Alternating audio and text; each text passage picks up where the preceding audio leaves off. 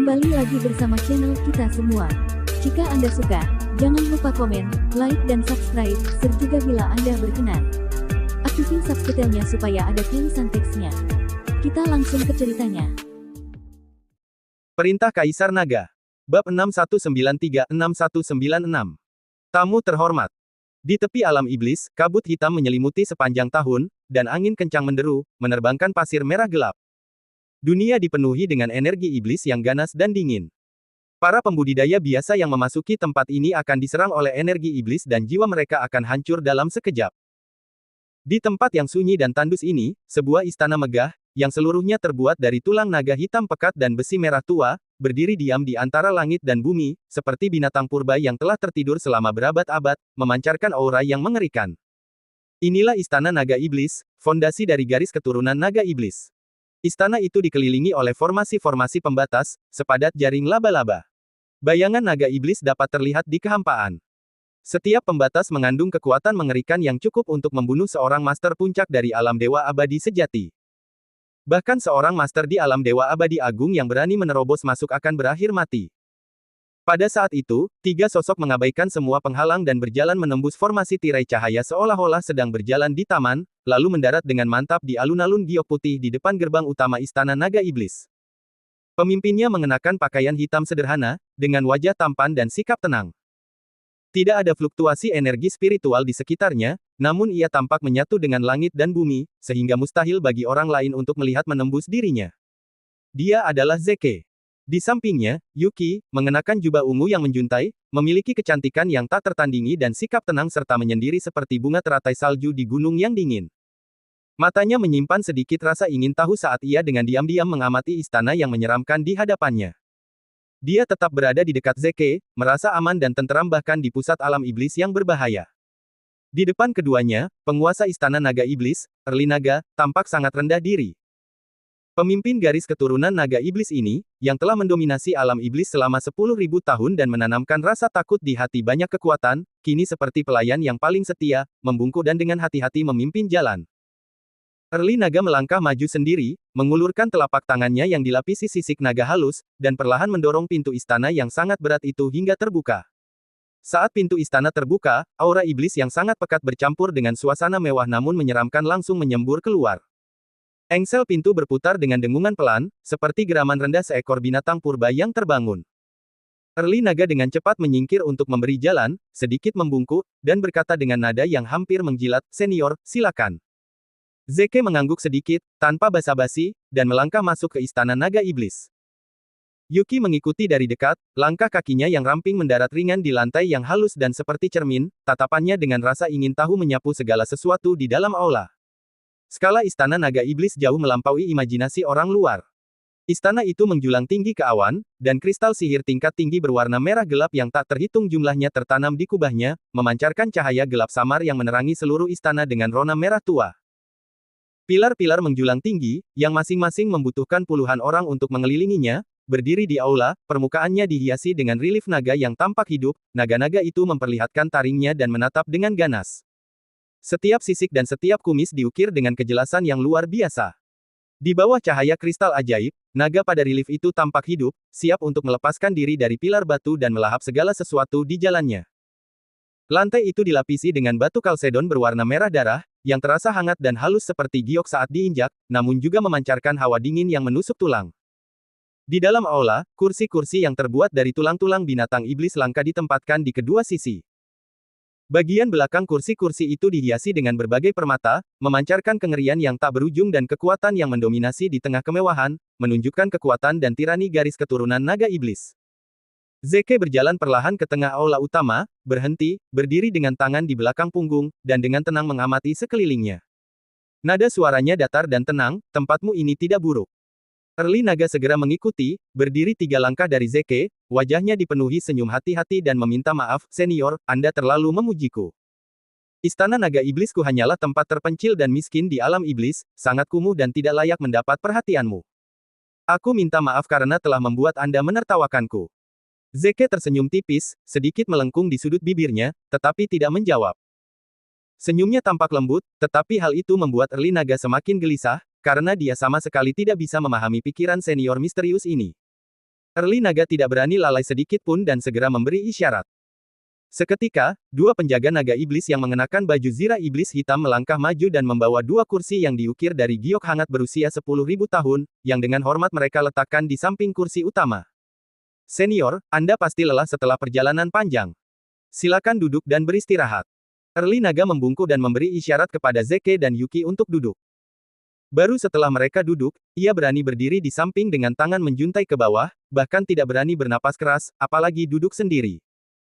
Setelah keduanya duduk, Early Naga berbicara dengan hati-hati, nadanya sangat hormat, senior telah datang dari jauh dan pasti lelah karena perjalanan.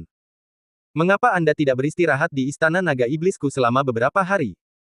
Aku telah mengirimkan semua pasukan pengintai elitku untuk mencari keberadaan Dev. Lalu melaporkan segera setelah menerima kabar apapun, dan aku akan menemani Anda ke sana secara pribadi. Tidak akan ada penundaan sama sekali. Zeke mendongak menatapnya, matanya yang dalam tanpa ekspresi, dan hanya mengangguk sedikit, baiklah, pergi dan atur semuanya. Setelah menerima persetujuan Zeke, Early Naga merasa seolah-olah telah diampuni. Ia segera membungkuk dan kemudian berbalik untuk memerintahkan bawahannya agar segera menyiapkan kamar tamu termewah di Istana Naga Iblis dan mengumpulkan buah-buahan spiritual dan teh berharga istana untuk memastikan bahwa senior misterius ini diperlakukan dengan keramahan tingkat tertinggi. Dalam sekejap, beberapa pelayan wanita cantik dengan cepat melangkah maju, membawa piring giok berisi buah-buahan spiritual langka dan teh panas. Mereka dengan lembut meletakkan teh dan buah-buahan di atas meja giok di depan Zeke dan Yuki, gerakan mereka lembut dan diam-diam, tidak berani mengeluarkan suara sedikit pun. Zeke mengambil cangkir teh giok putih di depannya, menyesap teh spiritual, dan merasakan aroma teh yang kaya bercampur dengan energi spiritual yang samar meleleh di mulutnya. Dia meletakkan cangkir teh itu, pandangannya perlahan tertuju pada Early Naga yang berdiri di sampingnya, dan berkata dengan nada tenang, kamu baru saja mengatakan bahwa Dev saat ini berada di kota abadi awan. Jantung Early Naga berdebar kencang, dan dia segera melangkah maju, membungkuk, dan menjawab, melapor kepada senior, menurut laporan dari pengintai elitku, Dev memang muncul di kota abadi awan beberapa hari yang lalu, dan memimpin seluruh klan naga surgawi untuk menetap di kota abadi awan, menjadikan kota besar di daratan tengah itu sebagai basis klan naga surgawi. Anehnya, ketika para pengintai kembali menyelidiki beberapa hari terakhir, Dev telah menghilang tanpa jejak. Hanya anggota klan naga surgawi yang ditempatkan di kota itu, dan mereka tidak dapat menemukan jejaknya. Aku sudah melipat gandakan jumlah personel untuk memantau kota abadi awan siang dan malam. Aku yakin tidak akan lama lagi kita akan menemukan lokasi pastinya.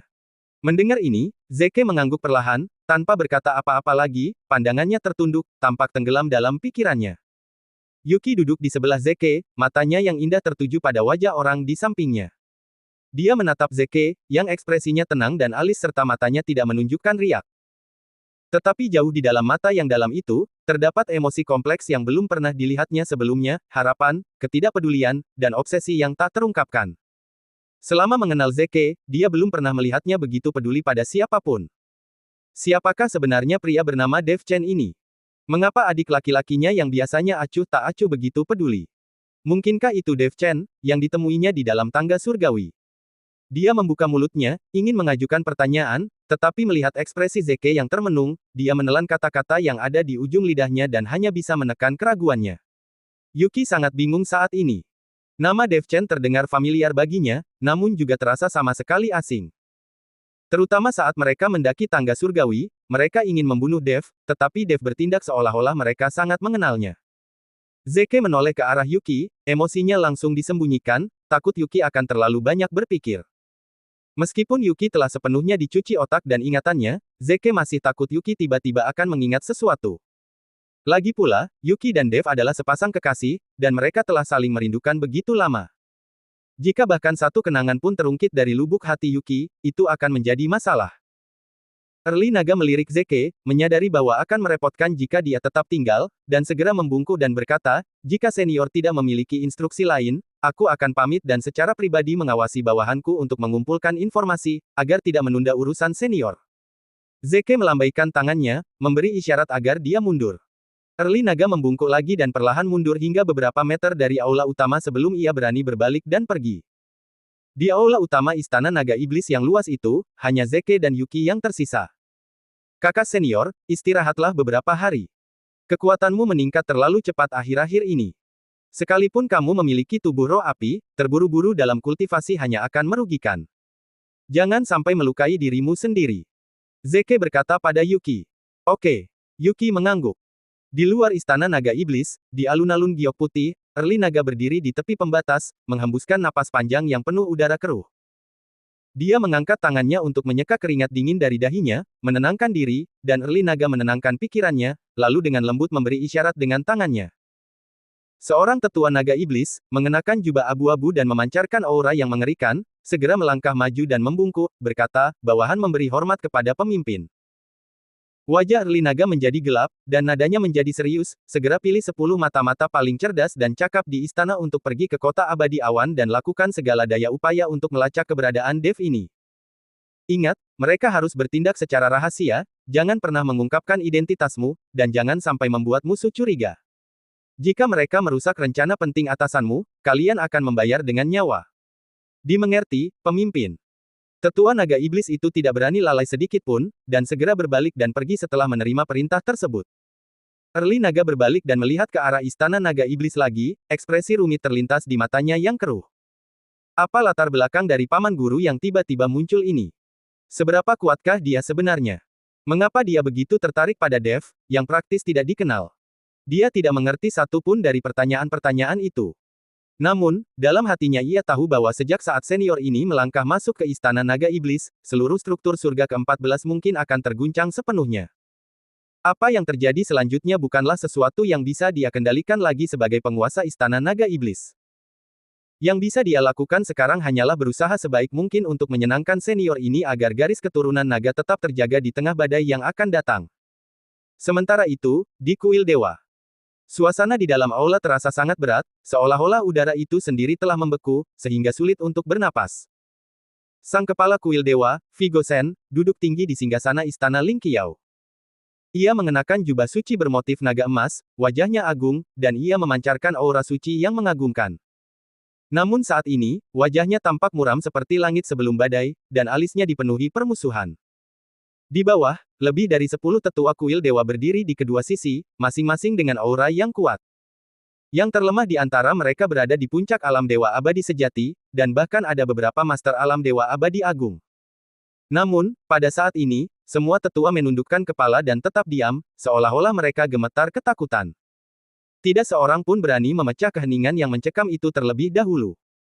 Tatapan dingin Vigo Shen perlahan menyapu kerumunan di bawah, dan suaranya yang dalam dan agung bergema di aula, kalian semua pasti sudah tahu kabar bahwa klan naga telah muncul dari pegunungan dan seluruh klan naga surgawi telah pindah ke kota abadi awan. Para tetua mengangguk tergesa-gesa, tidak berani menyuarakan keberatan apapun. Vigo Shen mendengus dingin, nadanya dipenuhi rasa takut dan niat membunuh yang mendalam. Dev itu sudah sangat berbakat dan memiliki metode yang aneh, membuatnya sangat sulit untuk dihadapi. Sekarang, dengan seluruh klan naga surgawi memberikan bantuan penuh, kekuatannya berada di puncaknya. Jika kita membiarkan dia terus seperti ini, tidak akan lama lagi dia akan menjadi ancaman besar bagi kuil dewa kita, dan bahkan mungkin mengancam dominasi kuil dewa kita di surga ke-14. Dia berhenti sejenak, pandangannya tertuju pada tetua agung yang berdiri di barisan depan, dan bertanya dengan suara berat, Tetua Agung, kamu diperintahkan untuk pergi ke garis keturunan naga iblis 2 hari yang lalu untuk membahas operasi gabungan dengan Erli Naga. Bagaimana hasilnya? Setelah mendengar ini, Tetua Agung segera melangkah maju, membungkuk dengan hormat, dan menjawab, melaporkan kepada kepala, aku telah bertemu dengan Erli Naga. Namun, sikap Erli Naga sangat ambigu. Dia tidak secara eksplisit setuju untuk bergabung dengan kuil dewa kita maupun secara langsung menolak. Dia hanya mengatakan bahwa masalah ini sangat penting dan membutuhkan waktu untuk dipertimbangkan, dan memintaku untuk menunggu kabar. Vigo Shen mengerutkan kening, sedikit rasa jijik dan marah terpancar di matanya, mempertimbangkan. Erli Naga jelas sengaja mengulur waktu, menunggu kita menaikkan taruhan. Ia perlahan berdiri, meletakkan tangannya di belakang punggung dan berdiri di depan kursi utama, memandang lautan awan di langit di luar aula, nadanya dingin, kemunculan klan naga surgawi dan kebangkitan Dev bukan hanya masalah bagi kuil dewa kita, tetapi juga musuh bebuyutan garis keturunan naga iblisnya. Erli Naga, rubah tua itu, tahu lebih baik daripada siapapun bahwa garis keturunan naga iblis dan ras naga ortodoks adalah musuh bebuyutan, dan bahwa Dev, yang memiliki garis keturunan kaisar naga, pasti tidak akan membiarkan mereka lolos begitu saja. Dia mengulur waktu hanya untuk duduk santai dan menyaksikan kedua pihak bertarung, menunggu kita menawarkan lebih banyak keuntungan sebelum dia bertindak. Tetua Agung dengan cepat menimpali, apa yang dikatakan kepala benar sekali. Early naga itu licik dan mencurigakan. Dia tidak pernah bertindak tanpa keuntungan yang jelas, dan bantuan biasa sama sekali tidak sepadan dengan perhatiannya. Jika kita ingin dia dengan sukarela bergabung dengan kuil dewa kita kali ini, kita mungkin harus menunjukkan ketulusan yang cukup kepadanya. Vigo Shen berbalik, menatap tajam ke arah Tetua Agung, nadanya tegas, kali ini, bawa lebih banyak orang bersamamu ke Istana Naga Iblis. Kumpulkan 3 tetua alam dewa abadi agung, dan pilih 50 prajurit elit alam dewa abadi sejati untuk menemanimu. Jantung Tetua Agung berdebar kencang, dan dia segera menjawab, bawahan patuh. Kilatan kejam terpancar di mata Vigo Shen saat dia berkata dengan dingin, begitu tiba di Istana Naga Iblis, jika Early Naga bijaksana dan bersedia bekerja sama dengan kuil dewa kita untuk membunuh Dev, semuanya akan baik-baik saja, dan keuntungan yang dijanjikan akan berlipat ganda. Tetapi jika dia masih tidak tahu apa yang terbaik untuk dirinya dan sengaja membuat alasan dan menunda-nunda. Pada saat ini, suara Vigo Shen tiba-tiba menjadi dingin, dipenuhi dengan niat membunuh, kalau begitu, biarkan dia melihat keagungan kuil dewa kita. Itu bukanlah sesuatu yang bisa diprovokasi sesuka hati oleh keturunan naga iblis. Dekrit Raja Naga. Dipahami. Tetua Agung terkejut, mengetahui bahwa kepala istana benar-benar marah. Jika Early Naga tidak bekerja sama selama perjalanan ke Istana Naga Iblis ini, dia akan langsung menggunakan kekerasan untuk memberikan tekanan. Vigo Shen mengangguk puas dan melambaikan tangannya, pergilah, segera berangkat. Aku menunggu kabar baikmu. Bawahan Anda pamit. Tetua Agung membungkuk dengan hormat, berbalik dan melangkah pergi, segera mulai mengumpulkan pasukan untuk mempersiapkan perjalanan mereka ke Istana Naga Iblis. 3 hari kemudian, di tepi alam iblis, di luar Istana Naga Iblis. Langit masih diselimuti kabut hitam tebal, dan angin merah gelap menderu tanpa henti. Namun, hari ini, aura suci yang sama sekali tidak sesuai dengan energi iblis dari alam iblis hadir di alun-alun giok putih Istana Naga Iblis. Seberkas cahaya menembus kabut hitam dan mendarat dengan megah di alun-alun. Saat cahaya itu menghilang, puluhan sosok yang mengenakan jubah dewa berwarna emas pun terungkap. Pemimpin itu tak lain adalah Tetua Agung Kuil. Rambut dan janggutnya semuanya putih, wajahnya agung, dan kekuatan dewa keemasan mengalir di sekelilingnya. Dia melepaskan aura dewa abadi agung tanpa ragu-ragu, yang memaksa energi iblis di sekitarnya untuk terus mundur. Di belakangnya, 3 tetua alam dewa abadi agung dengan aura yang sama kuatnya berdiri di kedua sisi, sementara 50 kultivator alam dewa abadi sejati yang mengenakan baju zirah ilahi elit membentuk barisan rapi, masing-masing dengan ekspresi serius dan kehadiran yang mengesankan. Kali ini, Tetua Agung tidak lagi bersikap tunduk seperti sebelumnya. Ia berdiri dengan tangan di belakang punggung, kepala tegak, pandangannya tertuju pada gerbang Istana Naga Iblis, memancarkan aura superioritas, jelas berada di sana untuk memberikan tekanan. Sesaat kemudian, pintu istana yang berat perlahan terbuka, dan sosok Early Naga berjalan keluar dari istana, berdiri di atas pintu istana, memandang ke arah orang-orang di kuil di alun-alun.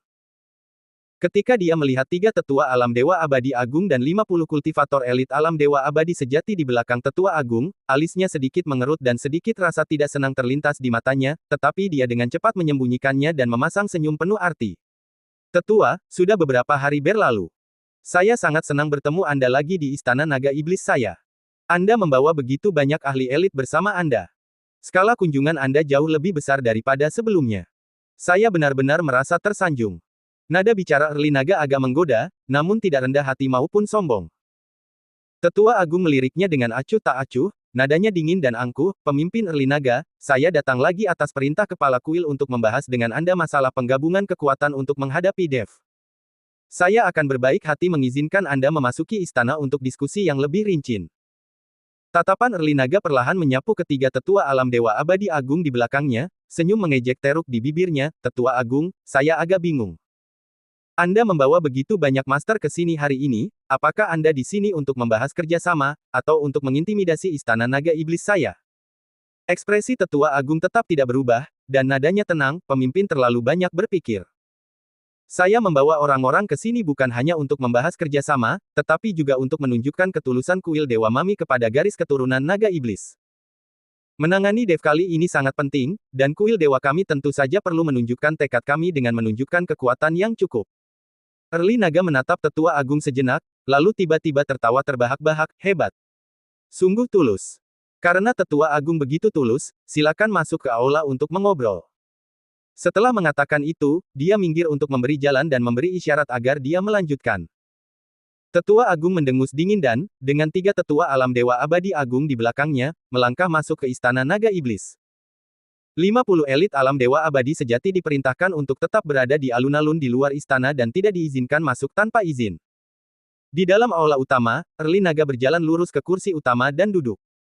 Ia tidak lagi serendah hati seperti sebelumnya. Aura naga iblis perlahan terpancar dari tubuhnya, menunjukkan keagungan sang kepala aula. Tetua Agung dan 3 tetua kuil duduk di kursi tamu, dengan kedua pihak duduk di sisi kiri dan kanan, dan suasana langsung menjadi tegang.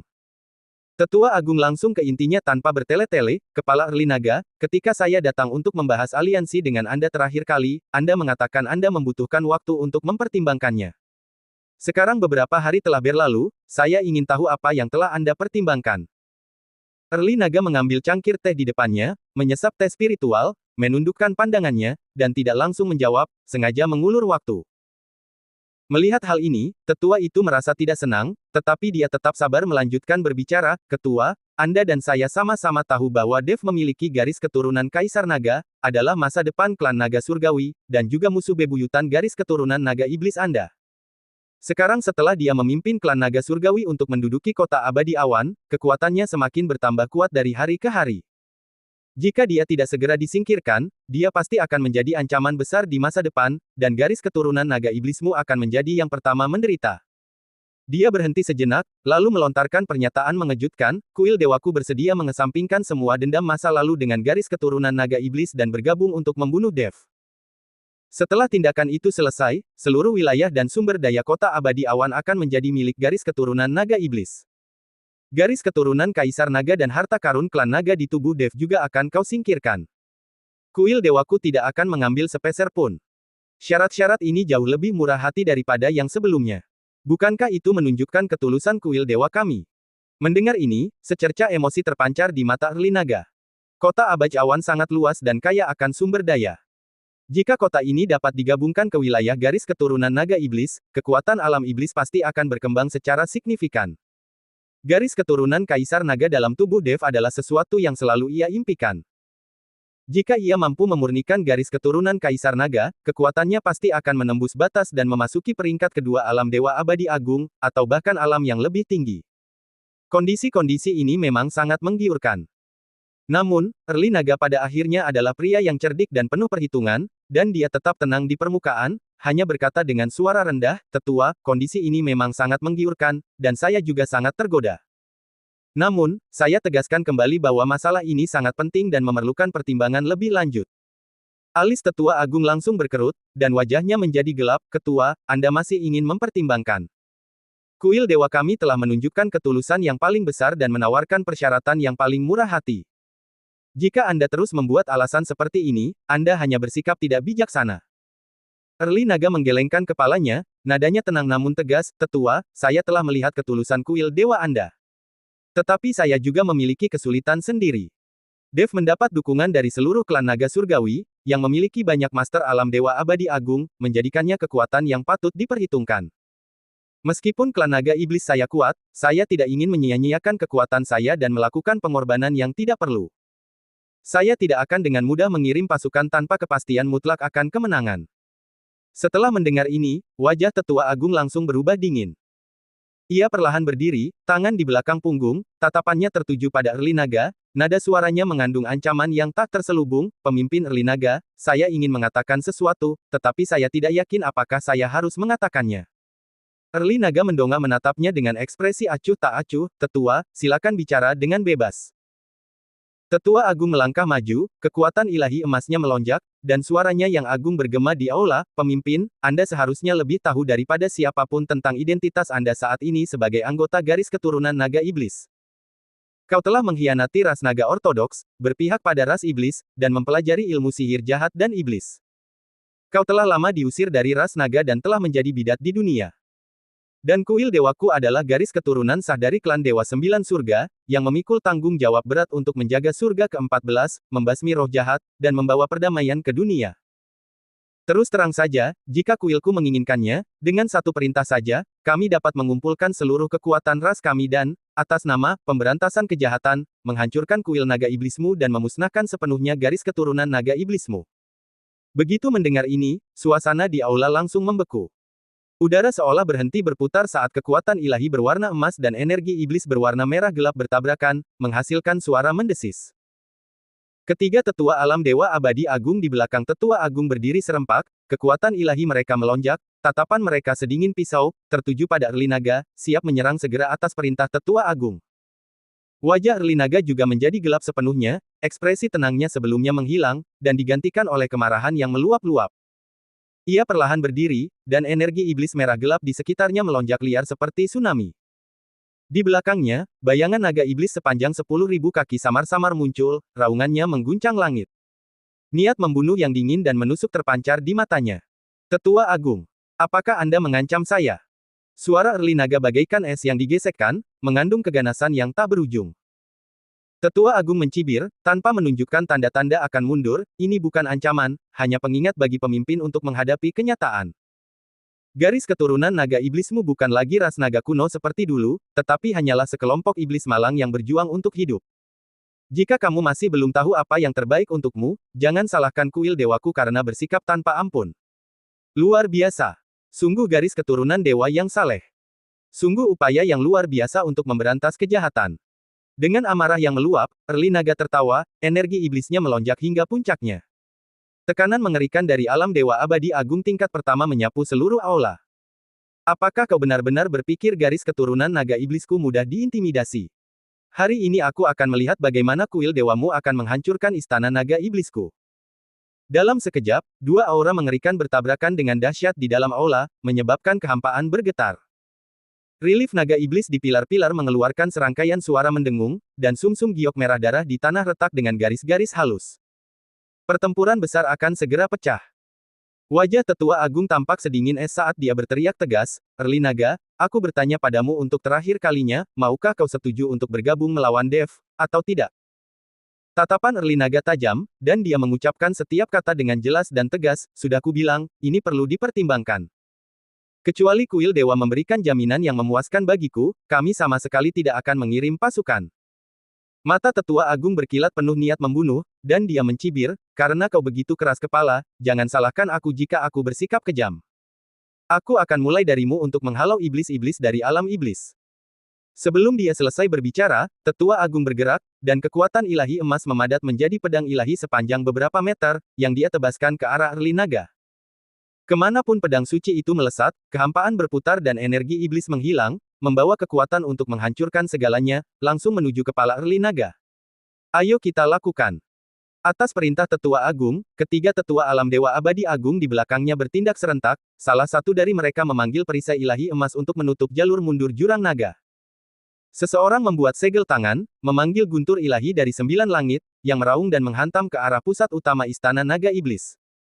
Salah satu dari mereka mengumpulkan segel ilahi dan menyerang jantung Erli Naga secara langsung, setiap gerakannya mematikan, tidak menyisakan ruang untuk kesalahan. Gabungan kekuatan 4 Master Alam Dewa Abadi Agung yang menyerang secara bersamaan sungguh menakutkan. Seluruh istana naga iblis berguncang hebat, kristal-kristal ajaib berjatuhan dari kubah, dan pilar-pilar retak, seolah-olah akan runtuh kapan saja. Ekspresi Erli Naga berubah drastis. Dia tidak menyangka orang-orang dari kuil dewa ini akan bertindak begitu tiba-tiba dan tanpa kendali. Dia meraung, dan seluruh tubuhnya seketika tertutupi sisik naga iblis. Dia mengendalikan teknik naga rahasia dengan kedua tangannya, dan api iblis merah gelap berkobar hebat, anak-anak kuil dewa, apakah kalian benar-benar berpikir aku takut pada kalian? Dia melambaikan tangannya dan melepaskan jejak cakar naga iblis, yang bertabrakan dengan keras dengan pedang suci tetua agung. Ledakan.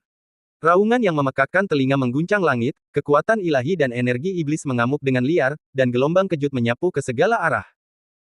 Erli Naga terdorong mundur 3 langkah karena terkejut, setetes darah iblis menetes dari sudut mulutnya, jelas menunjukkan bahwa dia berada dalam posisi yang tidak menguntungkan. Lagi pula, ini pertarungan 1 lawan 4, dan lawan-lawannya adalah para elit kuil dewa. Bahkan Erli Naga pun akan kesulitan menghadapi mereka. Melihat ini, tetua agung menunjukkan ekspresi jijik, Erli Naga, jika kau tahu ini akan terjadi, mengapa kau melakukannya sejak awal? Hari ini aku akan menunjukkan kepadamu konsekuensi dari memprovokasi kuil dewaku. Berhenti. Tepat ketika keempatnya hendak melakukan gerakan lain untuk sepenuhnya menekan Erli Naga, sebuah suara malas dan acuh tak acuh tiba-tiba terdengar dari balik tirai di bagian belakang aula, membawa sedikit ketidaksabaran dan sentuhan ejekan yang merendahkan. Ada apa ribut-ribut?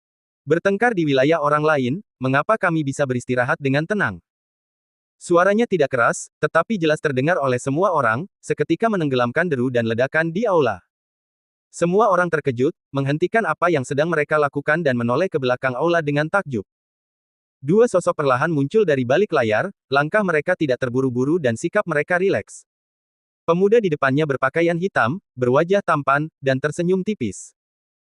Matanya tampak acuh tak acuh, seolah pertempuran sengit di hadapannya hanyalah permainan anak-anak dan tak perlu dibicarakan.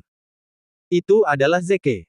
Yuki, mengenakan jubah ungu yang menjuntai, berdiri dengan tenang di samping Zeke, kecantikannya memesona dan angkuh. Ia dengan tenang mengamati kerumunan orang dari kuil dewa tanpa sedikit pun rasa takut. Ketika Erli Naga melihat Zeke muncul, ekspresinya berubah drastis. Terkejut, dia dengan cepat menekan energi iblisnya dan dengan paksa menenangkan gejolak darah dan ki di dalam tubuhnya. Lalu ia dengan cepat melangkah maju, membungkuk dalam-dalam, dan sikapnya bahkan lebih rendah hati dari sebelumnya, senior.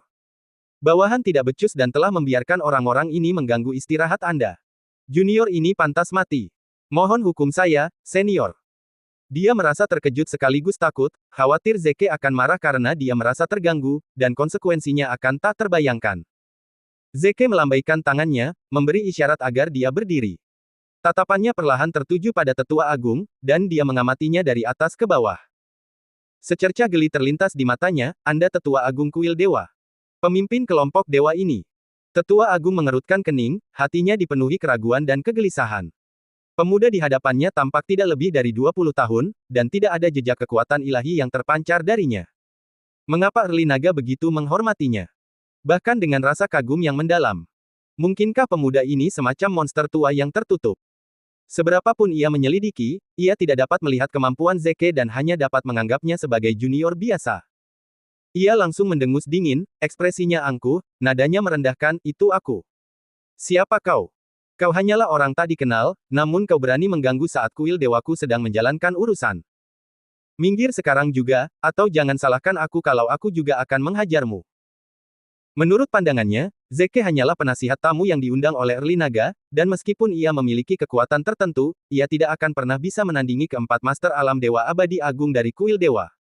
Bersambung.